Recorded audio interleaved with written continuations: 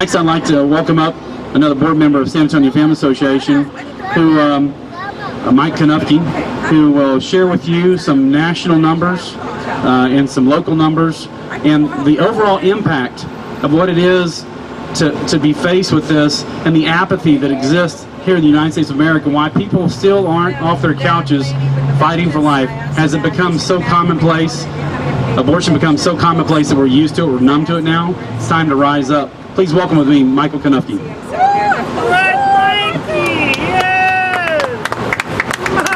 Thank you, Patrick.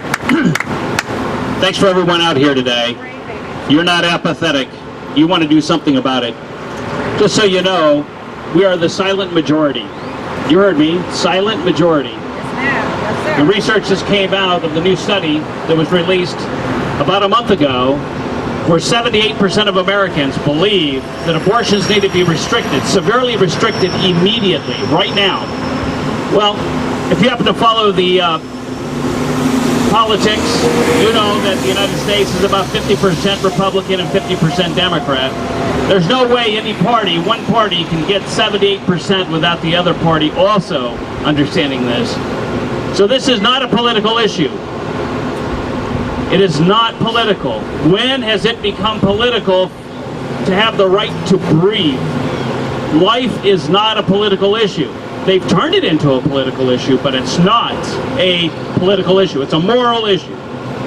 And no one on the face of the earth has the right to pull the plug on anybody, whether in the room or close to death.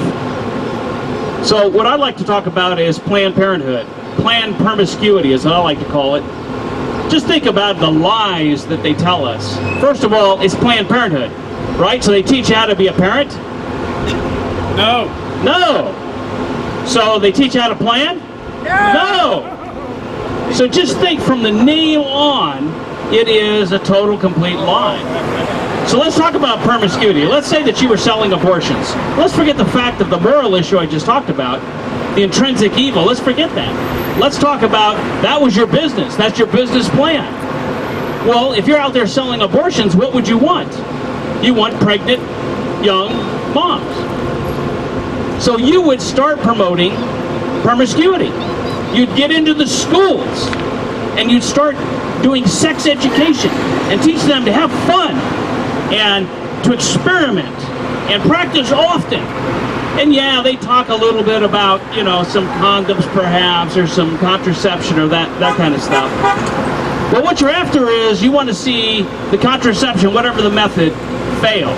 And once it fails, and it will fail, once it fails, cha-ching, we've got a new customer. We don't care about the baby. We don't care about the moral issues. We just want the blood money. That's all we're after, the blood money. So just think about how they sell that and how they're into all the schools. If you don't know this, with a provider called ETR, they are literally in 3 school districts right here in San Antonio. Most notably, that we've been fighting is Northeast Independent School District, and it's called Draw the Line, Respect the Line, and it's middle school sex education. So they're in there. What's the next thing you would do if you're Planned Parenthood? Wouldn't you also start some campaigns talking about overpopulation explosion in the world? That we're gonna have so many people, we're not gonna be able to feed them all.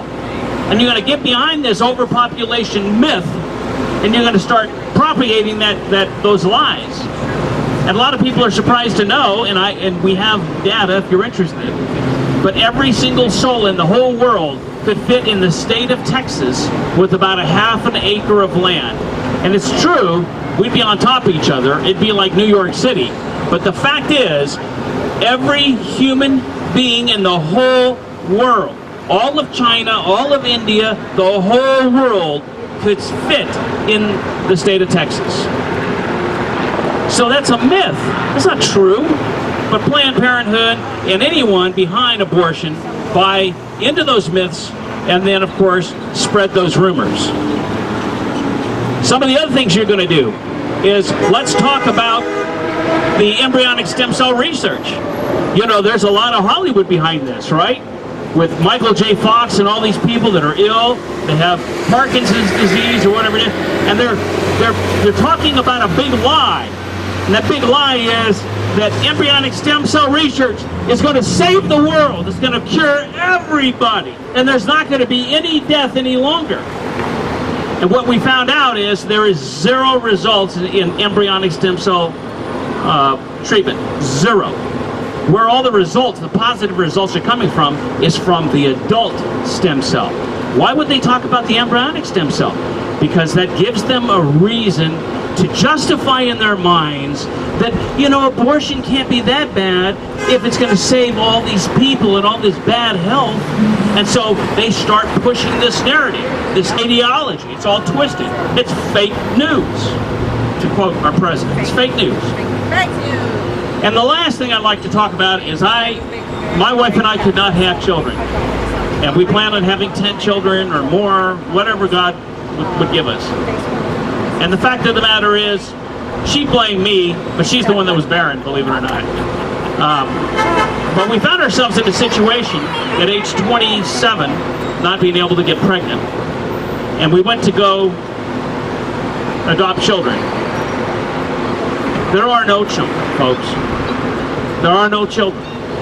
In the state of Texas, you have to sign on to be a foster parent and give up that child if somebody else comes along.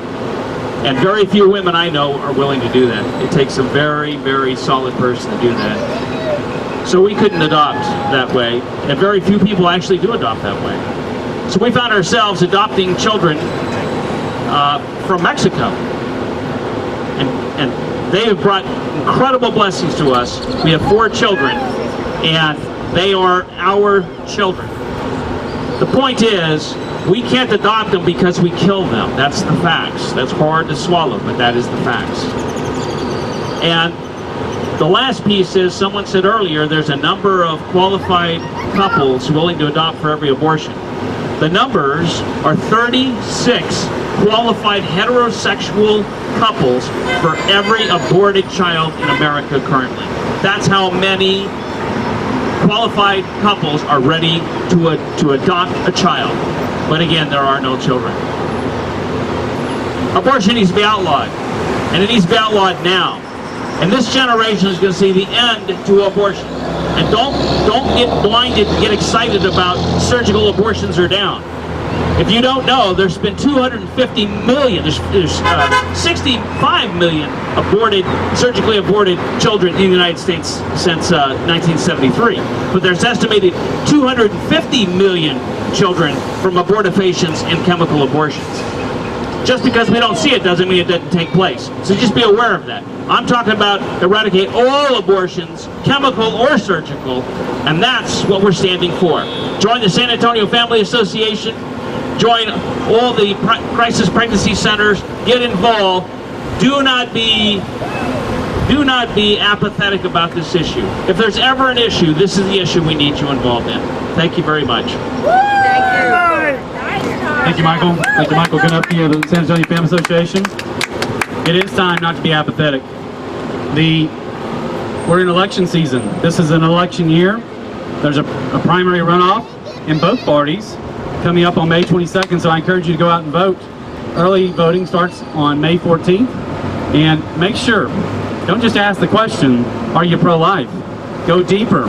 It is very important that you ask the question, are you pro-life? But depending on their answer, you can give it a degree in 2 and 3 degrees deeper. And the next one is, what does that mean to you? Are you pro-life? What does that mean to you? Do you ever intend, do you have any exceptions for abortion? And the last one is, in the state of Texas, we want to applaud our current state legislature and governor for defunding Planned Parenthood from receiving taxpayer dollars. It's a good thing that abortion providers are not allowed to receive taxpayer dollars in the state of Texas, but yet they go to many women's clinics to actually help women. Yet, one thing our government has not done, our state government has not done, is not removed Planned Parenthood from access to our children, to students, and Mike just talked about that. It's time in this election season, when you meet with candidates, ask them the last question. So are you pro-life? What does that mean to you? Do you believe in any exceptions? And the fourth one is, Do you believe that abortion providers should have access to students in public schools? And the answer is absolutely not. We need to defund Planned Parenthood completely from all public situations, public funding, and public school students, whether it be traditional ISDs or otherwise. Children deserve to be protected too.